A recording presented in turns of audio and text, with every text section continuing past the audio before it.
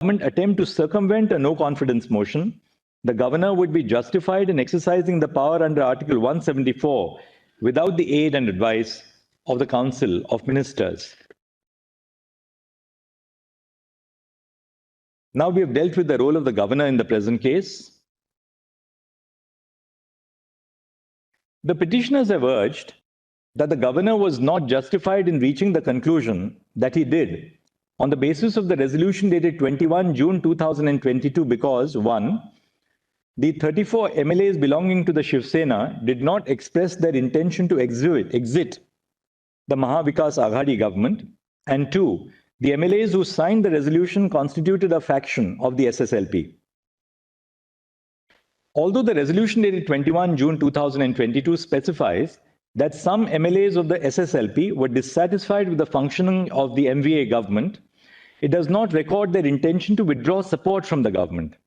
Among the 34 MLAs who signed the resolution dated 28 June 2022, a few were also ministers in the government. On the basis of this resolution, the governor concluded that a majority of the Shiv Sena MLAs have given a clear indication that they intend to exit from the Mahavikas Aghadi government. The assembly was not in session when Mr. Fadnavis and 7 independent MLAs wrote to the governor. However, there was no attempt made by the members of the opposition parties to issue a notice for a no-confidence motion against the incumbent government. The governor had no objective material on the basis of which he could doubt the confidence of the incumbent government. The resolution on which the governor relied did not contain any indication that the MLAs wished to exit from the MVA government. The communication expressing discontent on the part of some MLAs is not sufficient for the governor to call for a floor test. The governor ought to apply his mind to the communication or any other material before him to assess whether the government seemed to have lost the confidence of the House. We use the term opinion to mean satisfaction based on objective criteria as to whether he possessed relevant material and not to mean the subjective satisfaction of the governor. Once a government is democratically elected in accordance with law, there is a presumption that it enjoys the confidence of the House. There must exist some objective material to dislodge this presumption. The MLAs did not express their desire to withdraw support from the MVA government in the resolution dated 21 June 2022. Even if it is assumed that the MLAs implied that they intended to exit from the government, they only constituted a faction of the SSLP and were at most indicating their dissatisfaction with the course of action adopted by their political party. The political imbroglio in Maharashtra arose as a result of party differences within the Shiv Sena. However, the floor test cannot be used as a medium to resolve internal party disputes or intra-party disputes. Dissent and disagreement within a political party must be resolved in accordance with the remedies prescribed under the party constitution or through any other methods that the party choose to opt for. There is a marked difference between a party not supporting a government and individuals within a party expressing their discontent with the party leadership and functioning. The governor is the titular head of the state government. It's a constitutional functionary who derives his authority from the Constitution. This being the case, the governor must be cognizant of the constitutional bounds of the power vested in him. He cannot exercise a power that is not conferred on him by the Constitution or a law made under it. Neither the Constitution nor the laws enacted by Parliament provide for a mechanism by which disputes amongst members of a political party, particularly, can be settled. They certainly do not empower the governor to enter the political arena and play a role, however minute, either in inter-party disputes or in intra-party disputes.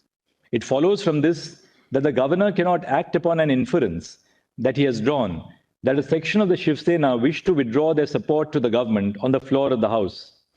It is true that the letter dated 25 June 2022 sent by some MLAs of the Shiv Sena to the governor, requesting him to issue directions to the appropriate authorities for the restoration of their security, details mentions that those MLAs no longer wanted to be a part of the corrupt MVA government. However, this cannot be taken to mean that they had withdrawn their support on the floor of the House. Nothing in any of the communications relied upon by the governor indicates that the dissatisfied MLAs from the Shiv Sena intended to withdraw their support to the Chief Minister and the Council of Ministers. At the highest, the various communications expressed the fact that a faction of the MLAs disagreed with some policy decisions of the party. The course of action they wished to adopt in order to air their grievances and redress them was, at the time the floor test was directed to be conducted, uncertain. Whether they would choose to enter into deliberations with their colleagues in the House or in the political party, or mobilize the cadres, or resign from the assembly in protest, or opt to merge with another party was uncertain. Therefore, the governor erred in relying upon the resolution signed by a faction of the SSLP MLAs to conclude that Mr. Thackeray had lost the support of the majority of the House. Second, the governor relied on the letter dated 25 June 2022 from 38 SSLP members, claiming that the security provided to them and to their families was illegally withdrawn. The MLAs claimed that the security was withdrawn to coerce them into continuing to support the MVA government against their free will. Therefore, they demanded the restoration of the security provided to them and to their family members. After receiving the letter, the governor issued directions to the state police to provide adequate protection to the MLAs, the members of their families, and their property. However, the lack of security to the MLAs has no bearing on the question of whether the government enjoys the confidence of the House. The appropriate response of the governor in such cases is to ensure that security that they were lawfully entitled to continues to be provided to them if it has been removed. This was an extraneous reason that was considered by the governor. The third communication that the governor relied on is the letter dated 21 June 2022 addressed by Mr. Eknath Shinde to the Deputy Speaker, stating that the appointment of Mr. Ajay Chowdhury was illegal. The governor may not inquire into or express an opinion on the validity of proceedings of the legislature. That is exclusively within the domain of the legislature itself, or in certain circumstances discussed in the previous segment of this judgment, within the domain of courts. The discretionary power of the governor under Article 163 of the Constitution is limited to situations where a constitutional provision expressly provides it, or where the Constitution cannot be construed otherwise than to grant such discretion. Hence, the governor ought not to have relied on the letter dated 21 June 2022. In any event, the contents of the letter did not indicate anything to suggest that the then Chief Minister, Mr. Thackeray, had lost the confidence of the House. Finally, the governor relied on the letters written by Mr. Fadnavis and 7 independent MLAs, calling upon him to direct Mr. Thackeray to prove his majority on the floor of the House. First, both Mr. Fadnavis as well as the 7 MLAs could have well moved a motion of no confidence. Nothing prevented them from doing so. Second, a request by some MLAs for a direction to the Chief Minister to prove his majority does not, taken alone, amount to a relevant and germane reason to call for a floor test. There must be some objective material in addition to a mere request to call for a floor test. In the present case, the governor did not have any objective material before him to indicate that the incumbent government had lost the confidence of the House and that he should call for a floor test. And the exercise of discretion by the governor in this case was not in accordance with law.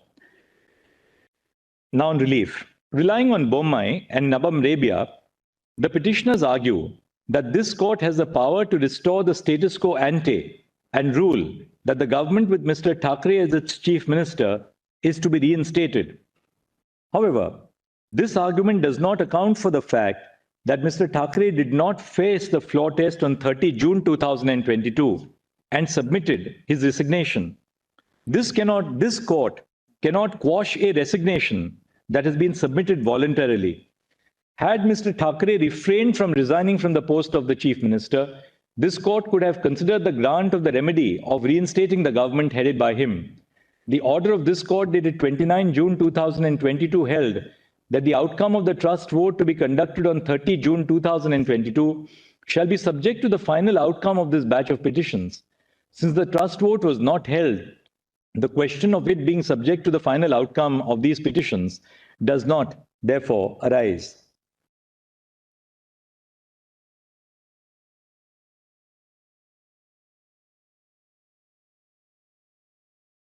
Conclusions. In view of the discussion above, the following are our conclusions. A. The correctness of the decision in Nabam Rebia is referred to a larger bench of 7 judges. B. This court cannot ordinarily adjudicate petitions for disqualification under the 10th schedule in the first instance. There are no extraordinary circumstances in the instant case that warrant the exercise of jurisdiction by this court to adjudicate the disqualification petitions. The Speaker must decide the disqualification petitions within a reasonable period. C.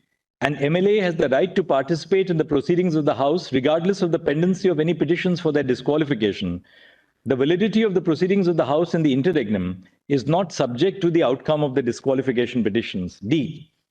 The political party and not the legislature party appoints the whip and the leader of the party in the House. Further, the direction to vote in a particular matter further, the direction to vote in a particular manner or to abstain from voting is issued by the political party and not the legislature party. The decision of the Speaker, as communicated by the Deputy Secretary to the Maharashtra Legislative Assembly dated 3 July 2022, is contrary to law. The Speaker shall recognize the whip and the leader who are duly authorized by the Shiv Sena political party with reference to the provisions of the party constitution after conducting an inquiry in this regard and in keeping with the principles discussed in this judgment. E. The Speaker and the Election Commission of India are empowered to concurrently adjudicate on the petitions before them under the 10th schedule and under paragraph 15 of the symbols order respectively. F.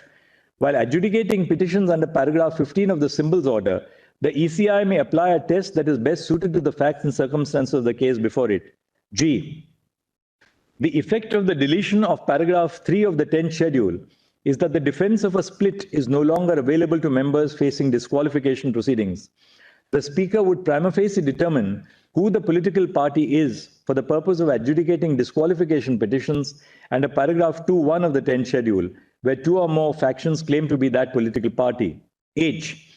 The Governor was not justified in calling upon Mr. Thackeray to prove his majority on the floor of the House because he did not have reasons based on objective material before him to reach the conclusion that Mr. Thackeray had lost the confidence of the House. However, the status quo ante cannot be restored because Mr. Thackeray did not face the floor test and tendered his resignation. And I, the Governor, was therefore justified in inviting Mr. Shinde to form the government at the behest of the BJP, which was the largest political party in the House. This batch of writ petitions is disposed of in terms of the conclusions and directions recorded above. Grateful to your Lordship.